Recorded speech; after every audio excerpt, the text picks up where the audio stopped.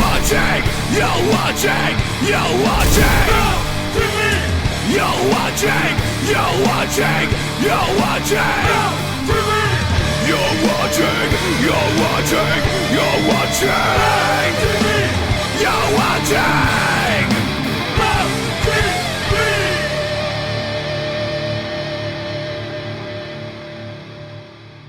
Station.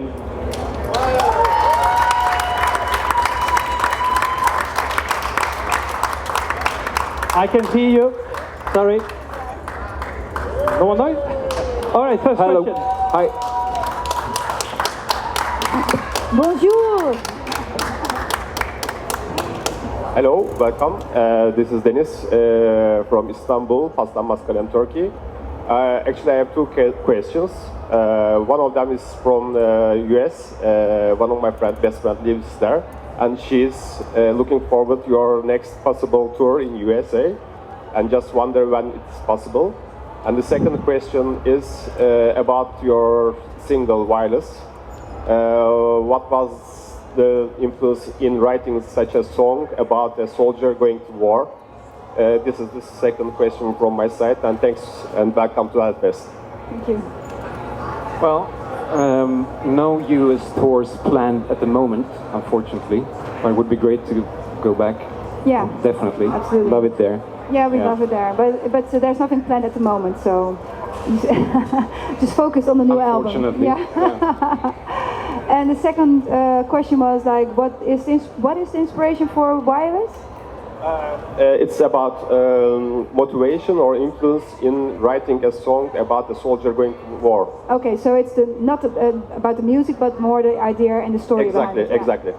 Well, it's more like that a lot of times when you go to war, never been to war though, but history tells us that a lot of times people are not told what they're going to find when they eventually get to the front, of course. And I can imagine when you grow up in a country where there's a lot of media controlled by government information given out, I think people have a different perspective of what they will find. Maybe they think they're going to be liberating a country, but they're not. And then they're there with their family, maybe friends and people they know, fighting a war that they didn't want to have in the end, you know. And sometimes they do because they're just brainwashed or whatever, but that's what the story is about. We're just storytellers. It's not something that we know, but it's more like you can imagine that this kind of thing will happen to certain people that didn't want to have this war. They thought they were going to do something good, but ending up. And this could not just be the Russian-Ukrainian war that's happening right now, but it could also be happening, you know, in different countries, similar situation. That's why the flag of the soldier is constantly changing. It's just a reoccurrent thing, unfortunately. Thank you. All right, now we got a special guest for you, and we have a good question. Let's go with Marcus. Hi, this is Marcus from the Fernando Rock Show in Paris. My question is so simple. What's for the band the next musical big challenge in a few years to come? The big challenge? The big challenge for the band, musically. Musically. Well, I think we're facing it right now, actually. Yeah. We always try to evolve. Musically. Yeah. And the things we're trying now is really challenging for us. The new album is going to be quite different from what people are used to from us, I guess. It's old and new again, but we are implementing. We're inspired by new bands that are really actually doing a new sound now and trying to implement that in our music, and it's quite technical, so it's a little bit more technical than the songs we're going to release on the new album. Thank you! You're most welcome! You're welcome. Yeah. Sharon, do you remember the first time you sang Ice Queen? Yes. Do you remember? Could you tell us about this? What would you like to know? How my experience was singing it, or? I don't know, in public or in private, the first time you ever sang this beautiful song. Okay.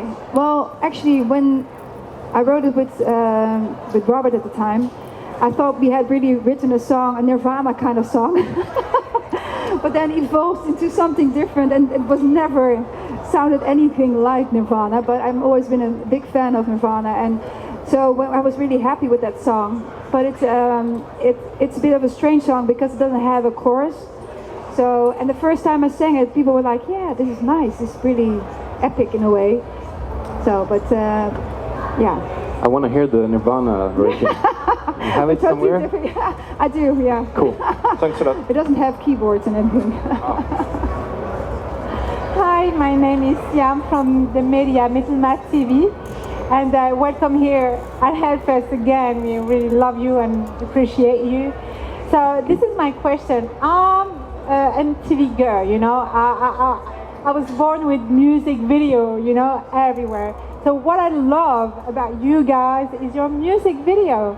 So do you enjoy making it and how you work on it? Thank you. Well, enjoy, yeah, definitely. You know, the music video shoot itself, it's never fun, but I hate it. but it's nice to see the result. Yeah, that's the only thing. The result is nice, but on the day itself, it's quite boring. You have to wait long hours and redo the song like 20 or 100 times. Yeah, 20 at least. At least if 20. you're lucky. Yeah. The makeup and you know, the clothes and everything, you have to wait, and Yeah, exactly. the hair. Yeah. So, but it's fun because it's a different way of expressing yourself again. It's like, but it's part of what we do, and it's a part of the expression and the image that you have as a band and that you want to pursue, of course. I grew up with your music video. It's important for me, so we love listening to it, but video is more important. Okay. Also. Okay. Thank you so much. You're welcome. Hi guys, Neil from the UK, from Total Rock. Your live show, your headline show is getting more and more flamboyant, more ideas, more production. A two-part question, how much work and time goes into that side of things?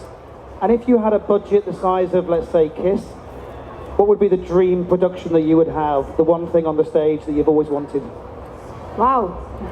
Well, I know that it goes a lot of time into the making of the stage, especially Robert has his own team working on that, so he does it, he thinks what he wants to have, and then he has some artists where he collaborates with to finalize what eventually comes on stage.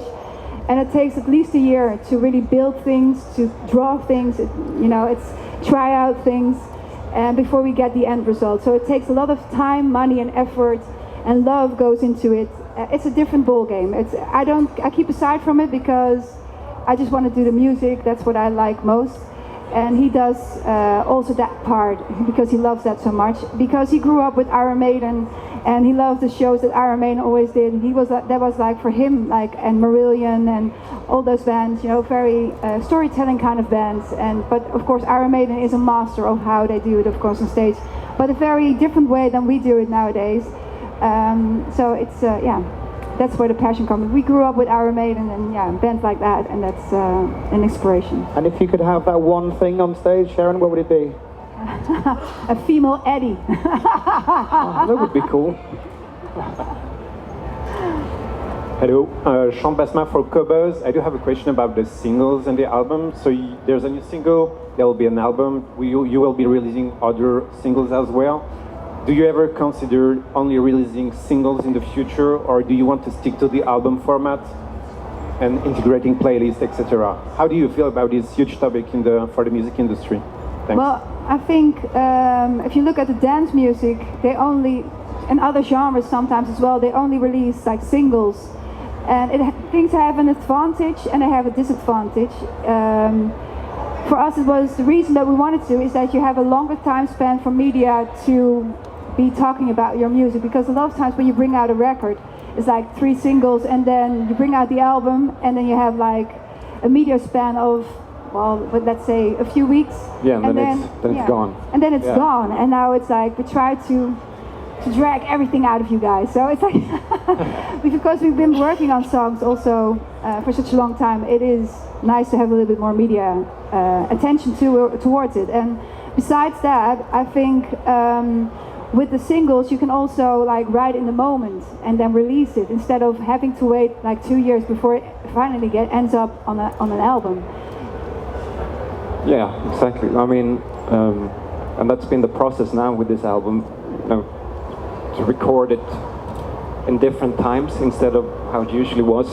You record everything in 1 or 2 months. So this is a nicer way to do it as well. Yeah. Totally. More relaxed. Hi again, Wyatt from Planet Rock England. Hi. Welcome to the hottest tent in the world. Oh my God. Thank you. Air is optional. I've always wondered, when you write the lyrics, do you write in Dutch and then convert them to English, or when you write them, do you do them in English, then check the Dutch translation? Especially with things that are personal, like Supernova, for example, which you told me only last week, is about the passing of a father.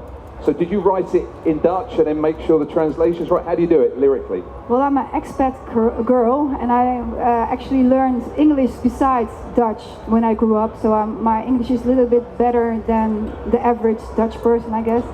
And so a lot of times I just think in English and I write in English. It never translate it. I always do it immediately in English. Oh, you do it well, because I know you worry about your English, but you're absolutely fine. Well, yeah. Oh, thank you. Well, I'm still not a native, so sometimes I'm a bit lost in translation, and that's sometimes because as a kid you get the language so much easier, and of course a language also evolves a lot. So the street language is changing a lot. So sometimes I'm like, I don't know that word. It's just like, am I losing touch? You know? Oh, you got nothing to worry about. Thank you. Hi, I am Margot from the French media Laudenau. I had a question, like related to all your last singles, you also announced a comic book coming out with your name and drawing. So my question was, how did it happen, and did you decide anything in the story and everything?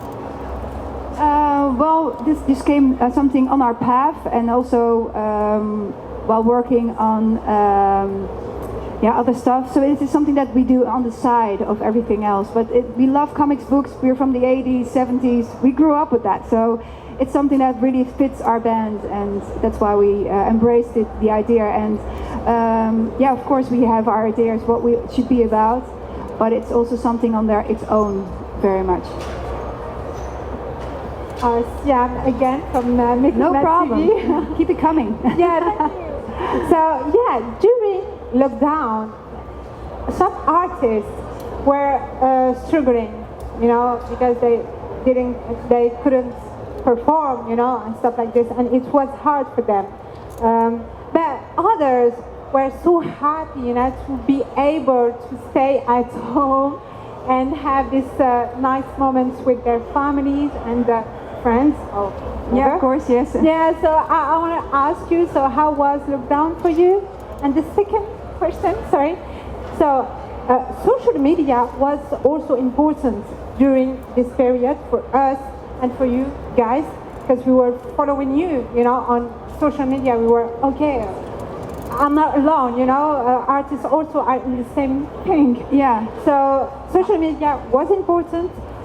So how do you live with this, how do you live this situation? Yeah. And then, social media is important for the band also. Okay. How did you go through Corona time? Yeah, for the pandemic, I mean, it was sort of a bonus to be able to be home with my son, who was 2 back then. So because I would have missed a lot, of course, if it would be touring.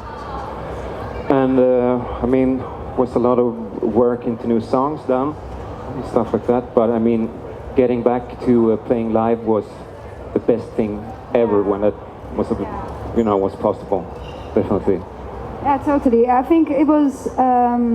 It had two sides, also for musicians, I guess, and for us as well. It was difficult not to play, but it was also looking forward to write new stuff again. We had time for it. Everybody has a home studio, so everybody was working eventually. And social media was very important, because it was the only way to announce that we were having a new single out as well, Entertain You, for instance. And I think there was another song as well. I think it was The Purge, probably. Yeah. And so it was nice to have that as an outlet and to reach people also on the other side of the world. And we also had, of course, this show that we did. Yes. Could you tell us maybe a little more about it? Yeah, of course. Fuck. Can't remember the name. What was the name? What was the name again? The Aftermath. Yeah. Yes. The Aftermath. Yeah. Okay, great. Whew, that had to come from deep. yeah, that was nice to do because it was in a studio, but it was also a bit crazy because we did a live show more or less before pre-recorded. But before we went into the studio, we had to be sure that everybody was, of course, had to do the test and stayed away a bit from each other. So people were coming in for makeup and then had to leave immediately through the back door, waiting outside where there was air and fresh mask and everything. It was a crazy time, but it was, we're happy that we could do something. And in the end, it became the Aftermath, which was an online show for everybody to enjoy. About TikTok, now you guys are on TikTok and I love it, and the new generation too. So then they are following you, so that's cool too, to be on TikTok. Yes, I think a lot of people think that why is she doing that even, but I actually enjoy it. Me too. Even don't tell anybody, okay? No. Thank you. You're welcome. Hi guys. Malheureusement, c'est la dernière question. This is the last question. Last question for who? Oh, it's me. Hello. Hi. Killer Dio tattoo. Which one? The Murray. Yeah. So, Within Temptation, sorry, this is aiming for me on music in Ireland and the UK. Within Temptation have gone back 25 years more of a career. You're now leaders of what's known as symphonic metal, along with a lot of these other bands like Evanescence and Epica. When you went back to the start, did you have a plan that this is what we're doing, or were you just doing your own thing? And how does it feel to be leaders of a genre now? Well, when we started, we just felt like doing something that we loved, and there was just a melding pot of a lot of different bands that we loved, like Paradise Lost with Iron Maiden, but also, oh my God,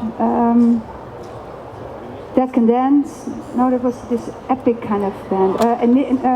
Not Enya, but she was from a group, Glennet. Glennet was also a big they're inspiration. Irish. Yeah, they're Irish, I know. We love them very much.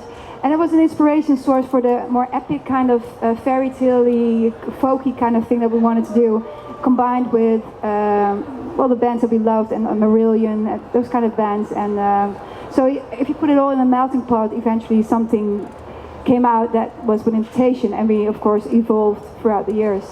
And we never thought we would be where we are now, because we were just we did this besides our day jobs. Our parents and our friends said, yeah, you better act normal, you never,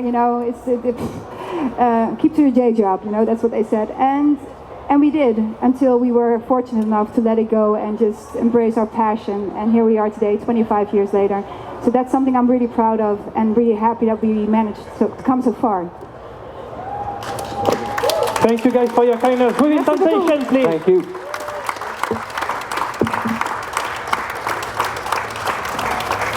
Have a nice day. Bye-bye.